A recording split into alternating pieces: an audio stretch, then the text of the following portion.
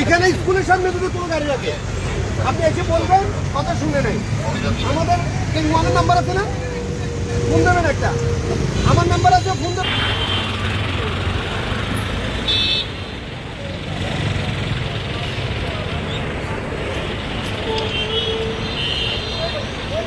বারবার বলতেছি দাঙ্গাবাজি করবেন, হাতে হ্যান্ডকাপ করে যাবে।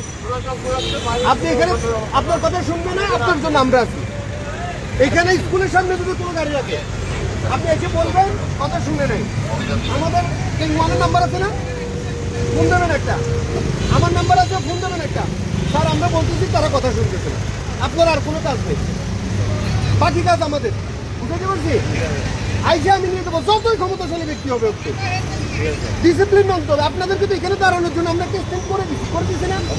যদি করে না দিতাম তাইলে বলতে পারতেন যে স্যার আমরা গাড়িটা কোথায় রাখছি, কত বড় জায়গা, কত সুন্দর জায়গা দিচ্ছি। কেন তারপরে আপনারা একটা স্কুল যেখানে বাচ্চা কাচ্চারা পড়ালেখা করে, কেন আপনারা এখানে না এটাকে পরিবেশ নষ্ট করবেন? এখানে আপনাদের বাচ্চারা পড়ে না, অবশ্যই নাকি না? তাই আপনি কি চান আপনার বাচ্চা একটা খারাপ পরিবেশে পড়ালেখা করুক? তাহলে এটা তো আপনাদের নিজে থেকে বিবেক দিয়ে তো কাজ করার কথা। এটা পুলিশ এসে বলা লাগবে কেন? আমার এই রাস্তাটা বন্ধ করে রাখবে। এই রাস্তাটা আপনারা গাড়ি রাখেন, এই রাস্তার লোকজন আসা যাওয়া করতে পারে না। ভাই আপনারা ড্রাইভার হন আর যাই হন, সবার আগে এই দেশের নাগরিক না, ফেনীবাসী না আপনারা? তাহলে ফেনীবাসীকে আপনাদের স্বস্তি দিতে হবে না নাকি না? শুধু পুলিশ আসলেই যাবেন, আর পুলিশ না আসলে যেভাবে সেইভাবে রাখবেন, তাই তো হয় না।